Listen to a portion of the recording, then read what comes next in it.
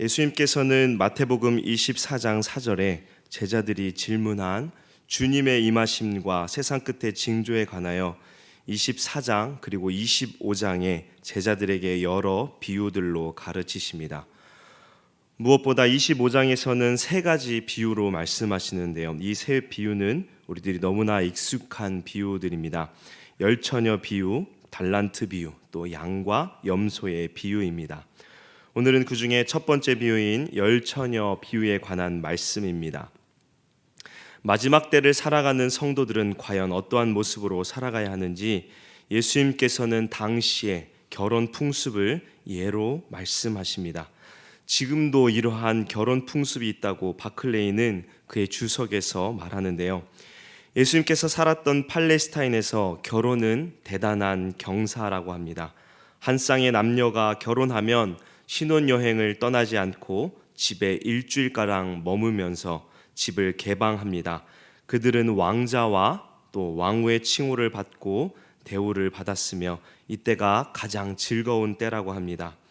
일주일 동안의 축제에는 그들이 선택한 친구들이 참석하는데 신부의 들러리들은 저녁 무렵부터 등을 들고 나가 신랑을 기다렸다가 그들 일행을 혼인잔치로 인도하는 역할을 합니다. 뿐만 아니라 그들은 신랑 신부와 함께 일주일 동안의 축제에도 참여하는 것입니다. 예수님의 비유는 바로 이러한 풍습과 관련하여 종말의 때에 관한 비유로 제자들에게 말씀하시는데요. 우리가 다들 잘 알고 또 익숙한 말씀이지만 다시 한번 말씀을 통하여 깨닫는 시간 되기를 바랍니다. 1절에 예수님께서는 천국은 열처녀가 신랑을 맞이하는 상황과 같다라고 말씀합니다. 1절의 등은 이 작은 등이 아니라 횃불을 말합니다. 작은 등은 바람에 약하여 결혼식 행사에 맞지 않습니다. 또 여기서 등을 가리키는 헬라어 람파다스는 등불이나 횃불을 의미하는 단어로 예수님께서 체포당하실 때 유다가 횃불을 들고 하속들을 데리고 온 이 요한복음 장면에서 같은 단어가 사용되었습니다. 당시의 관습을 조금 더 살펴보면 신부의 들러리들은 신부의 집문 밖에 나가서 등을 들고 있다가 신랑이 친구들과 함께 신부의 집에 당도하면 영접하였습니다. 그런데 신랑이 신부를 데리러 신부 집에 가는 시간은 정확하게 정해지지 않았다고 합니다. 그래서 신부의 들러리들은 신랑이 늦어질 것을 대비해서 등이 꺼지지 않도록 충분한 기름을 준비해야만 했습니다. 1절에 신랑은 예수 그리스도를 가리키며 성도는 신부가 아닌 신랑을 맞으러 나간 열처녀입니다.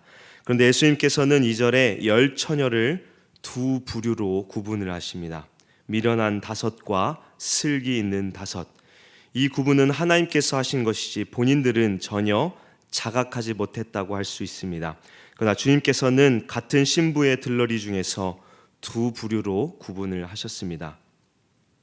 예수님께서 왜 이들을 구분하셨는지 3절과 4절에 말씀하십니다. 미련한 자들은 등을 가지고 있지만 기름을 가지지 아니하였고 슬기 있는 자들은 그릇에 기름을 담아 등과 함께 가졌다라고 말씀합니다. 미련한 자들과 슬기 있는 자들의 다른 점은 무엇인가요? 기름이 문제였습니다. 등은 모두 가지고 있었지만 기름이 준비되어 있느냐 그렇지 않느냐에 따라 주님께서는 미련한 자와 슬기 있는 자로 구분을 하신 것입니다. 여기서 다들 기름이 무엇을 뜻하는지 궁금해하실 텐데요. 기름이 무엇을 뜻하는지 주석마다 조금씩 다르지만 대부분 등은 성도들의 외형적인 신앙의 모습을, 기름은 이 외형적인 신앙생활을 유지해주는 것으로 상징하는 것으로 보고 있습니다. 어쨌든 기름이 있고 없고는 앞으로 일어날 사건에 큰 차이를 주게 됩니다. 그 이유를 5절에 말씀합니다. 신랑이 더디움으로 졸며 잘세. 신랑이 바로 올 줄 알았지만 신랑은 오지 않았습니다. 기다리다가 다들 지쳐서 졸다가 잠이 들었습니다. 우리가 여기서 기억해야 할 것은 바로 신랑이 언제 오는지 몰랐다는 것입니다. 열처녀 모두 신랑이 언제 올 줄 예상하지 못했습니다. 그래서 기다리다 잠든 것입니다. 잠깐 이단 이야기를 하겠습니다. 여러분, 이단은 예수님의 이 영광스러운 자리에 대한 욕심이 있죠. 또한 그것뿐만 아니라 재림에 관하여 참으로 많은 관심이 있습니다. 그들은 재림을 준비하라고 말합니다. 이 정해진 수 또는 날짜를 정하여 그것을 말합니다. 그래서 세상의 사람들, 심지어 기독교인들에게 슬기로운 처녀가 되라고 유혹을 합니다. 이단이 재림의 때를 정하는 이유는 무엇일까요? 왜 이단들은 그 때를 정하고 말하며 준비하는 것일까요? 그것은 재림과 상관이 없을 때는 자기의 인간의 욕심대로 살다가 그 날이 가까이 오면 준비하고자 했기 때문입니다. 마음껏 살다가 심판을 면하고자 하는 인간의 죄악된 욕심을 보여주는 것입니다. 그러나 성경은 그렇게 말씀하지 않습니다. 예수님께서는 마태복음 24장에서도 말씀하셨지만 그 때를 말씀하시지 않았습니다. 인간은 결코 그 때를 알 수 없습니다. 그러나 우리가 생각하지 못한 때 예수님께서는 반드시 오십니다. 6절을 보세요. 밤중에 소리가 나되 보라 신랑이로다 맞으러 나오라 하매. 다 자고 있는 밤중에 신랑이 왔습니다. 열 처녀들은 신랑이 온다는 소란스러운 소리를 듣고 일어나 등을 준비하였습니다. 그런데 기름을 준비한 자들과 그렇지 못한 자들의 차이가 나타났습니다. 8절입니다. 미련한 자들이 슬기는 자들에게 이르되 우리 등불이 꺼져가니 너희 기름을 좀 나눠달라 하거늘. 미련한 자들은 신랑이 늦게 올 줄 모르고 기름을 준비하지 못하였더니 등불이 꺼져간다라고 말합니다. 그래서 그들은 급하게 다른 5 처녀에게 기름을 나눠달라고 말합니다. 그러나 5 처녀가 어떻게 대답하나요? 우리 9절 말씀 함께 읽겠습니다. 9절입니다. 슬기 있는 자들이 대답하여 이르되 우리와 너희가 쓰기에 다 부족할까 하노니 차라리 파는 자들에게 가서 너희 쓸 것을 사라 하니. 슬기 있는 처녀들의 대답은 냉혹하리만큼 단호합니다. 이 말은 우리에게 이웃에게 사랑과 자비를 베풀라고 하신 예수님의 말씀을 거스르는 것처럼 보입니다. 그러나 주님은 그들에게 오히려 슬기 있는 자들이라고 말씀합니다. 슬기 있는 처녀들은 천천히 움직이는 결혼 행렬 내내 이 등을 가지고 밝게 비추면서 신랑을 호위하여 집으로 데리고 와야만 합니다. 이러한 상황에서 자기의 기름을 나눠주면 본인이 쓰기에 부족하기에 차라리 파는 자들에게 사라고 말하는 것입니다. 이는 개인의 구원과 관련되는 상징의 비유입니다. 우리의 구원은 누가 나눠줄 수 있는 것이 아닙니다. 우리는 구원을 어떻게 선물로 받게 됩니까? 각 개인이 성령의 강권하심으로 믿음의 선택을 하였을 때 우리는 구원의 은혜를 얻습니다. 그렇지 않나요? 이 구원은 남이 이루어주는 것이 아니라 개인 각자가 하는 것입니다. 구원의 은혜는 다른 이들에게 영향을 줄 수는 있지만 구원을 직접적으로 나누어 줄 수는 없습니다. 그리고 그 책임은 오롯이 각 개인에게 있다는 것입니다. 미련한 5 처녀가 얼른 기름을 사러 간 사이 10절은 준비하였던 자들은 함께 혼인잔치에 들어가고 문은 닫혔다라고 말씀합니다. 기회가 끝난 것입니다. 11절에 미련한 5 처녀가 와서 문을 열어달라고 애원하지만 주인은 그들을 알지 못한다라고 대답합니다. 결혼잔치에 선택된 자들이었음에도 불구하고 미련한 5 처녀는 문이 닫히자 거절당한 것입니다.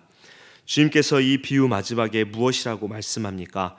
우리 13절 말씀 우리 함께 읽겠습니다. 13절입니다. 그런즉 깨어 있으라 너희는 그날과 알지 못하느니라. 아멘. 주님은 제자들 그리고 오늘 우리에게 깨어 있으라라고 말씀합니다. 예수님께서는 성도들에게 주님이 다시 오실 약속을 잊지 말고 깨어 있으라고 합니다. 우리가 세상을 살아가면서 가끔씩 때로는 자주 잊고 있는 것이 바로 주님의 재림입니다. 지금 이 순간에도 우리는 재림을 소망하며 그 약속이 반드시 이루어질 것을 기대하고 계십니까? 가정에서 그리고 일터에서 우리는 재림보다는 내일을, 미래를 생각하며 삽니다. 많은 계획과 준비를 하지만 그것은 자신을 위한 것인가요? 아니면 주님의 나라를 위한 것인가요? 오늘도 우리는 우리의 계획에 따라 또 맡겨진 일들을 처리하며 살아갈 것입니다. 그러나 그 순간에도 우리는 깨어 있어야 합니다. 열처녀의 비유를 보십시오. 분명 다 혼인잔치에 초대받은 사람들입니다. 그러나 5은 혼인잔치에 참여하게 되었고 5은 거절당합니다. 그 차이가 무엇인가요? 오늘 기름이라고 말씀합니다. 경건의 모양은 있지만 경건의 능력이 없는 자들, 기름은 바로 이러한 역할을 합니다. 주님의 약속을 기억하고 그 약속을 붙잡고 사는 성도는 기름을 준비하는 성도들입니다. 그러나 경건의 모양은 있지만 주님 오실 그날을 준비하지 못하고 온전히 자신의 유익, 자신의 계획, 온전히 자신의 욕심을 따라 사는 성도라면 그는 분명히 미련한 5처녀처럼 되고 말 것입니다. 여기 계신 모든 분들이 슬기로운 5처녀처럼 되기를 바랍니다. 오늘 이 비유를 우리가 기억하고 다시 오실 주님의 약속을 믿으며 경건의 능력을 나타내는 복된 삶을 살기를 주님의 이름으로 축원합니다. 함께 기도하겠습니다. 특별 목적 헌금 나소연 집사님께서 하셨습니다. 세상을 주관하시는 주님, 오늘 열처녀의 비유의 말씀을 함께 나누었습니다. 우리의 모습이 경건의 모양과 경건의 능력이 있는 성도, 슬기로운 5처녀처럼 하나님의 축복을 누리는 모두 될 수 있도록 은혜 내려 주시옵소서. 우리가 어디에 있든지 주님의 약속을 붙잡고 살아가게 하시고 오늘 하루도 빛과 소금의 역할을 감당하는 우리 모두 되게 하여 주시옵소서. 하나님께 찬양드린 시무집사님들과 우리 교육자들의 삶에 하나님 은혜와 평강을 주셔서 이들을 통하여 석관중앙교회가 더욱 부흥하며 하나님의 나라가 확장케 하여 주옵소서. 하나님께 귀한 목적 헌금 드렸습니다. 하나님, 이 헌금이 하나님께서 원하시는 그곳에 쓰이게 하여 주셔서 하나님 나라가 확장되게 하여 주십시고 헌금을 드린 나서연 집사님의 가정 위에 은혜와 평강이 넘치게 하여 주시옵소서. 감사드리며 우리를 죄에서 구원하신 예수 그리스도의 이름으로 간절히 기도하옵나이다. 아멘.